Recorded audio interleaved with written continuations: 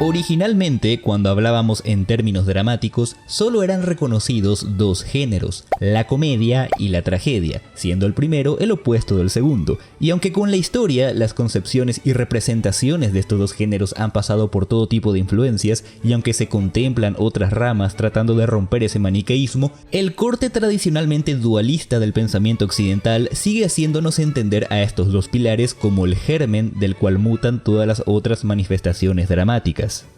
No por nada, la abstracción de la risa y el sufrimiento en conjunto sigue siendo la representación gráfica por excelencia de las artes escénicas. Nos hemos topado incluso con anécdotas contradictorias divertidas de enmarcar, como fue el caso de la comedia de Dante, que llevó ese nombre por el simple hecho de no encajar en el canon de la tragedia clásica. La comedia, del latín comoidia, que a su vez deriva del griego antiguo, ni puta idea cómo se pronuncia eso. Comedia. Algo así, es un género que pretende reconciliar al espectador con su lado más optimista. En su naturaleza convergen la genialidad y el disparate. Y sí, es imposible abarcar todo el abanico de plataformas y modalidades en los que se ha metido en un simple video, pero hoy nos vamos a enfocar en el subgénero cinematográfico de la comedia muda. ¿Y por qué? Pues porque vamos a hablar de Sir Charles Spencer Chaplin y de la que seguramente es su mejor obra en este terreno: Tiempos modernos.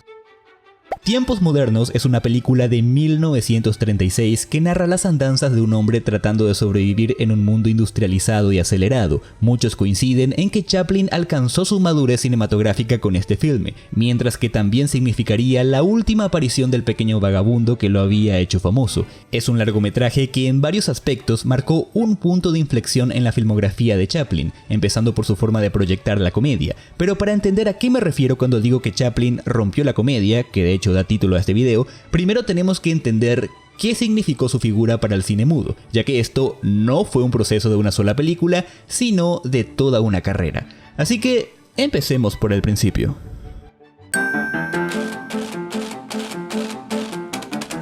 El término comedia muda hace referencia al cine producido entre los años 1900 y 1920, anterior a la posibilidad tecnológica de sincronizar el sonido con las imágenes. La razón por la cual pensamos automáticamente en este periodo al hablar de cine mudo es debido a que sus características han influido notablemente en la comunicación moderna, a pesar de que su uso en la actualidad es esporádico. Quiero que sepan que la introducción que les hice previamente no fue en vano, ya que tanto la comedia como la tragedia tienen la puesta en escena como factor común. Debido a su naturaleza representativa, es comprensible que las artes escénicas hayan influido fuertemente en los primeros años del cine. Ante la ausencia de diálogos se le dio prioridad a la interpretación actoral, y la comedia desarrolló un estilo muy peculiar en este contexto.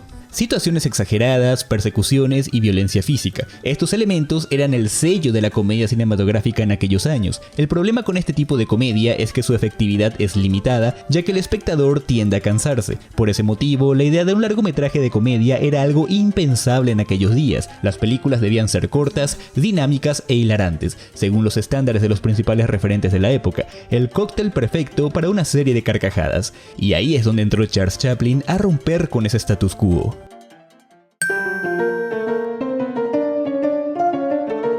Chaplin en aquel momento era una joven promesa que venía del teatro de carretera. Su principal performance hasta entonces consistía en representar a un borracho para divertir al público. Ahora no voy a ahondar en su biografía más que lo necesario, pero deben saber que recién llegado de Londres en búsqueda de su sueño americano, Chaplin consiguió trabajo en la productora de un tal Matt Sennett, innovador cinematográfico y nada más y nada menos que el rey de la comedia en aquellos días. Pero la dinámica de Chaplin requería un tratamiento distinto. Habituado a estudiar el comportamiento humano con minuciosidad, no entendía el estilo rápido y superficial de Sennett. Ese formato de comedia caricaturesca que no daba espacio a nada más no le satisfacía en absoluto, tanto así que es de público conocimiento que Chaplin detestaba su primera aparición en la pantalla justamente por esto.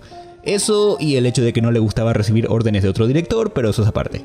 Felizmente, en su segunda película, Chaplin tomó el timón de la producción. En lugar de presentar una historia rápida donde la comedia yacía en el disparate de la situación, Chaplin optó por un ritmo más pausado, un protagonista con identidad propia y enfocó la comedia en su actitud. Ambientada en una carrera de karts, no es casualidad que el centro de la historia gira en el vagabundo tratando de hacerse notar por la cámara que filma el evento. Podríamos decir que este fue el primer gran quiebre que hizo Chaplin. La circunstancia podía ser cualquier cosa, lo importante era el personaje.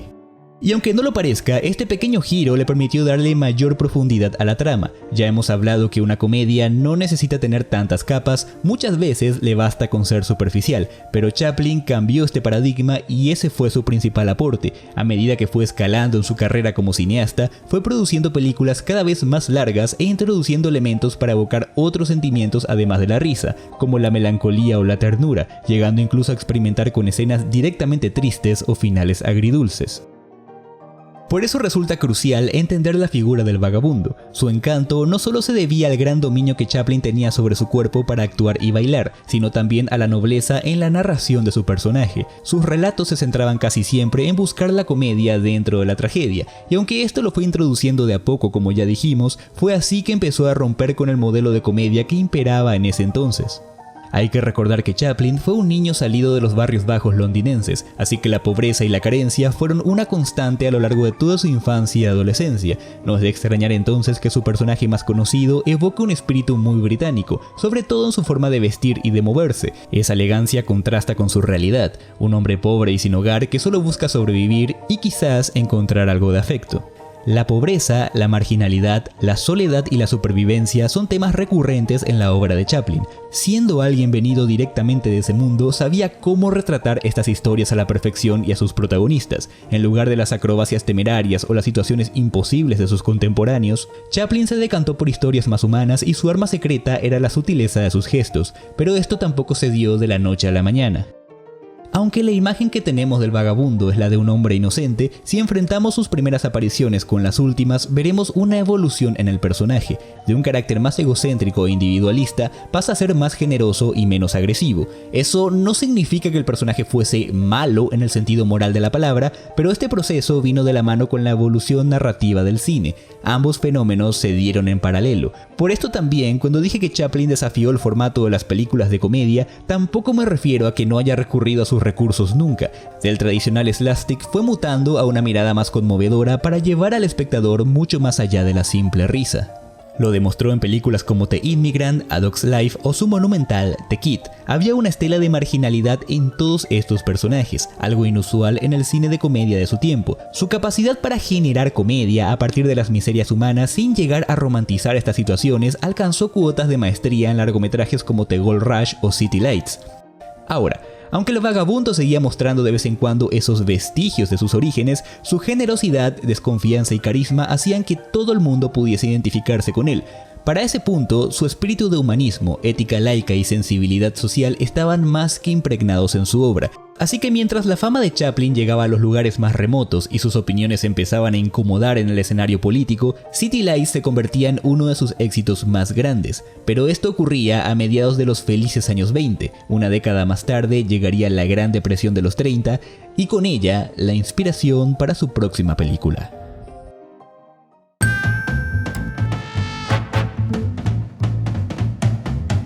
Chaplin ya había demostrado no estar ajeno a las necesidades humanas ni a la realidad de su tiempo. En más de una ocasión se mostró empático y apoyó a los más oprimidos y desfavorecidos, tanto dentro como fuera de cámara. No obstante, a pesar de su gran sensibilidad social, siempre mantuvo una ideología individualista en sus entornos más privados. Un credo que se vio atacado ante el auge de la mecanización y la fabricación en serie. Por eso, con el desolador escenario económico que dejó la caída de la bolsa, Chaplin más que nunca sintió que su arte debía transmitir la angustia y la incertidumbre de aquellos días negros. El drama social se hizo presente una vez más, pero esta vez con un enfoque distinto. En tiempos modernos, Chaplin retrata la lucha de un hombre por mantenerse cuerdo en un mundo que le exige sacrificar su humanidad para progresar. Las andanzas del vagabundo y la chica callejera, su dupla en esta película, representan la búsqueda de la dignidad en un escenario cargado de adversidades. Y sé que esto puede sonar dramático, pero es necesario entender lo que estaba pasando en aquel momento. La Gran Depresión fue una crisis financiera mundial que se extendió durante toda la década de 1930. Debido a su duración, su profundidad y su impacto, a menudo es tomada de referencia para medir los deterioros económicos. Tuvo efectos devastadores sin distinguir entre países pobres y ricos y dejó en evidencia la fragilidad de los sistemas financieros. Pero en el caso particular de Estados Unidos, el desempleo alcanzó el 25%. La actividad comercial llegó a perder 2/3 partes del valor alcanzado antes de la crisis. Mucha gente se arruinó al perder sus ahorros con el cierre de los bancos y los barrios pobres proliferaron como hongos. Con todo esto, era de esperarse que Chaplin quisiera hacer una película y eso es lo que hace especial a Tiempos Modernos.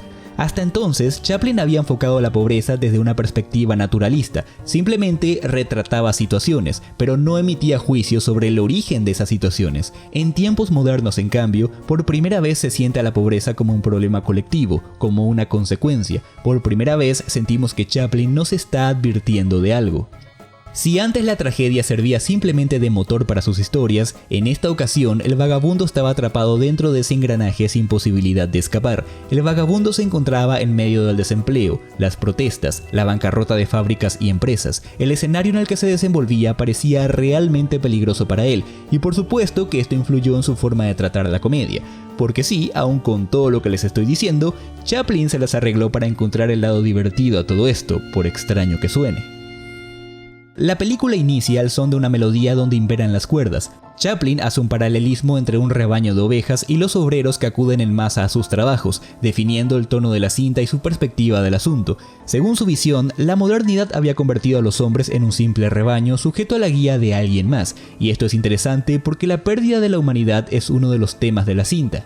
Se nos introduce a la fábrica y al jefe de la misma, y este es el momento donde se siente con mayor fuerza la influencia futurista, según algunos inspirada en la obra Mecanofobia del artista visual John Bazos, así como también del clásico cinematográfico Metrópolis, película que se merece su propio video en otra ocasión. Una vez familiarizado con estas ideas, el vagabundo hace su aparición. Su primera intervención es una secuencia de ensamblaje donde Chaplin se burla de la mecanización y la fabricación en serie. La intención caricaturizada deja el mensaje bastante claro: el ser humano ha perdido relevancia ante la máquina ya que su función se reduce a un simple ajuste de tuercas. En concordancia con lo que acabo de decirles, la pérdida de la humanidad va a ser una constante a lo largo de toda la cinta. Lo interesante es ver cómo Chaplin evoca la gracia mediante sutilezas. En los pequeños detalles podemos ver referencias al maltrato laboral, la explotación o el desenfrenado ritmo de producción. Y no termina en esta primera escena. Hay un montón de ejemplos que complementan estas ideas, como la forma en que los trabajadores se relevan en la fábrica para no perder ni un minuto de trabajo, o un jefe omnipresente en un carácter casi orwelliano que no para de exigir a sus obreros. En otra escena, unos hombres intentan vender una alimentadora automática. La idea tras esto es que los trabajadores puedan comer sin dejar de producir. El vagabundo es el seleccionado para llevar a cabo esta grotesca prueba con desastrosos resultados. Todos estos elementos van deteriorando lentamente la cordura de nuestro protagonista hasta que termina por volverse loco, lo que da paso a una nueva serie de gags. En ese sentido, el humor de tiempos modernos es mucho más negro, por eso la escena de Chaplin dentro de la máquina es tan icónica. Aunque la risa pueda distraernos, es un símbolo del ser humano como un engranaje más en el modelo económico que se había impuesto. Muchos de los chistes que vemos no son puestos allí al azar, están pensados con una doble intención. Previamente, una persecución o una pelea podían ser solo eso, una persecución o una pelea, pero en tiempos modernos Chaplin les dota de un sentido. A eso me refiero con romper la comedia, fue mucho más allá de intentar hacerte reír.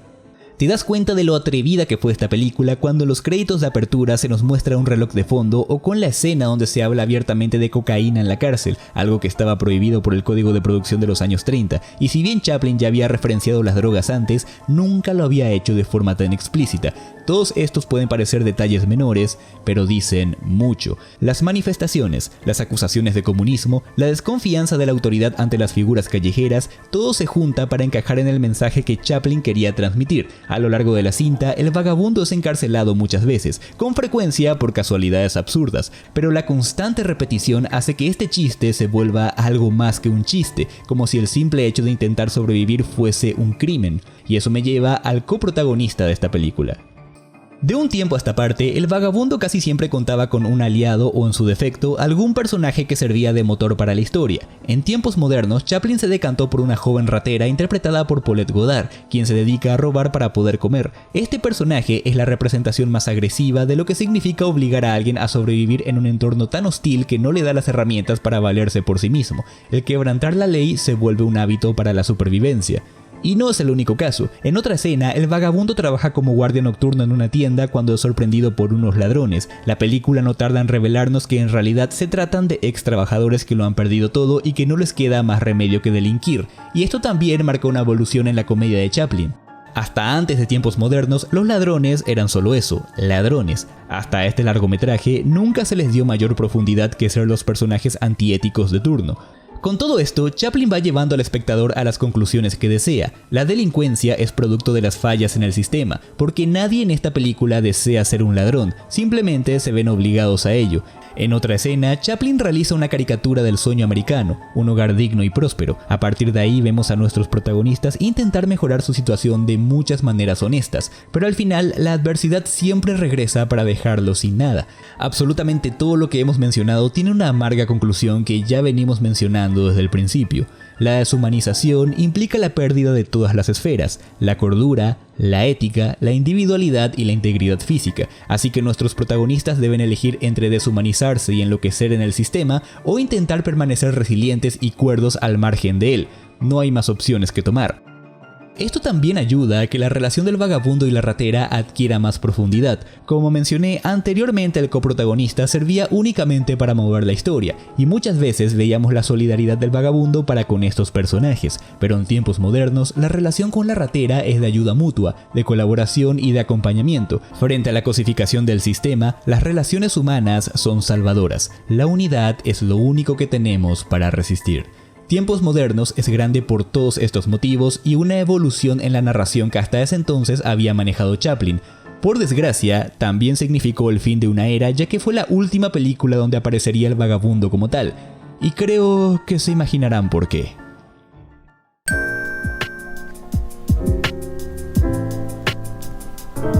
El Artista es una película francesa del 2011 que trata de cómo una estrella del cine mudo ve su carrera amenazada ante la llegada del cine sonoro, y me gusta mencionar este momento específico de la historia porque ha sido telón de fondo de muchas obras a lo largo del tiempo, y no es para menos, ya que el sonido significó un terremoto para la industria. El cantante de jazz, estrenada en 1927, fue la primera película sonora de la historia. Por aquel tiempo, Chaplin terminaba de grabar El Circo sin sospechar siquiera que se acercaba a una amenaza para su carrera. El sonido había llegado para quedarse y de paso apagar las estrellas de múltiples artistas que habían conocido la gloria gracias al periodo mudo. Resulta bastante curioso pensar que el hombre que en otro tiempo había sido revolucionario con su cine, ahora se veía forzado a ser más conservador, ya que Chaplin sabía perfectamente que en el momento en el que adoptara el diálogo sería el fin del pequeño vagabundo, que hasta ese entonces no había necesitado palabras para expresarse. En Luces de la Ciudad de 1931 experimentó con efectos de sonido y música sincronizada, pero los personajes seguían siendo mudos. Para cuando llegó Tiempos Modernos 5 años más tarde, Chaplin seguía resistiéndose a incluir diálogos. Los incluyó, claro que sí, muy a cuentagotas y en momentos muy específicos, pero la mayor parte del film seguía siendo mudo. Por eso muchos coinciden en que esta película fue también una despedida para el pequeño vagabundo que lo había acompañado prácticamente desde el inicio de su carrera cinematográfica. Y se nota, la escena del final con el vagabundo alejándose a un destino incierto señala un horizonte de no retorno. Y aunque en el futuro volveríamos a ver reminiscencias del personaje en otros trabajos de Chaplin, Tiempos Modernos fue la última vez que lo vimos en su faceta más clásica y donde pudimos escuchar su voz por primera vez, en la escena donde el vagabundo canta en un idioma inexistente. Y es que las decisiones de Chaplin nos indican un profundo amor al cine mudo como tal. Lo más probable es que él nunca hubiese querido dejar de hacer películas mudas, pero la vida lo llevó por otros caminos. No obstante, al igual que en Luces de la Ciudad, intentó encajar las nuevas tecnologías con su arte tradicional jugando con efectos de sonido. Eso es lo que explica que en Tiempos Modernos tengamos gags que se centran únicamente en este recurso, como la escena de los sonidos estomacales. Chaplin sabía que el final era ineludible, así que aprovechó esta oportunidad no solo para plasmar sus preocupaciones, sino también para dar a su personaje su última cena. La forma en que la película fue filmada lo demuestra. Déjenme hacerles una pregunta. ¿Nunca se preguntaron por qué el cine sonoro tardó tanto en llegar? Es decir, si se podía grabar video, se podía grabar audio, ¿o no? Y técnicamente es correcto porque el problema no pasaba por la posibilidad tecnológica de grabar sonido, sino de sincronizar el sonido con el video. ¿Y por qué ocurría esto? Bueno, ustedes saben que una película no es más que una proyección constante de imágenes para dar la sensación de movimiento. Es de público conocimiento que para lograr un segundo de metraje son necesarios 24 cuadros o fotogramas dentro de ese segundo. Pero esto no siempre fue así.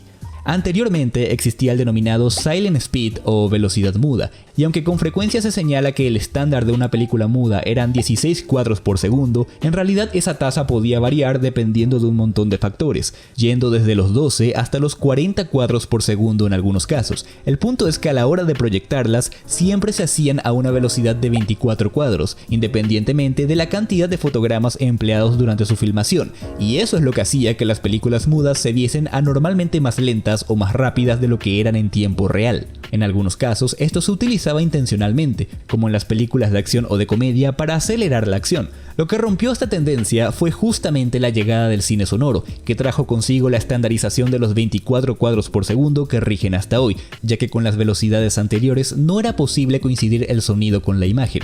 A partir de 1926 hasta 1930 se popularizó este nuevo sistema. Para la época en la que se filmó Tiempos Modernos, el Silent Speed estaba completamente en desuso, pero eso a Chaplin no le importó. Contrario a las nuevas tendencias, Chaplin decidió filmar la película en Silent Speed. La mayor parte del film fue grabada a 18 cuadros por segundo, lo que le otorgaba un ritmo más acelerado en la proyección, especialmente en las intervenciones del vagabundo, y eso complementaba el espíritu frenético explorado en la cinta, una decisión tan simple como brillante. Llegados a este punto, a 85 años de su estreno, Tiempos Modernos permanece como uno de los trabajos más memorables de su autor. En 2003, la Librería del Congreso de los Estados Unidos la seleccionó para su preservación por ser cultural, histórica y estéticamente significativa. A pesar del paso del tiempo, sigue cosechando reacciones positivas, y esa es la magia de un genio que aprendió a ser atemporal. Es un claro ejemplo de cómo la comedia no siempre es una secuencia de chistes sin sentido, sino que se puede emplear para transmitir hasta las preocupaciones más trascendentales, y si alguien pudo demostrar eso, sin duda fue Charles Chaplin. Parafraseando al comediante, el filme parte de una idea abstracta, de un impulso para decir algo sobre la forma en que la vida es manipulada y canalizada, y en la que los hombres se transforman en máquinas. Así que sí, si no quedó claro, Tiempos Modernos es una joyita del cine que todos deberían ver alguna vez, y aunque en lo personal sostengo que todas las películas del vagabundo son dignas de ser apreciadas, hoy tuve ganas de enfocarme en esta en particular. Si no la han visto, denle una oportunidad.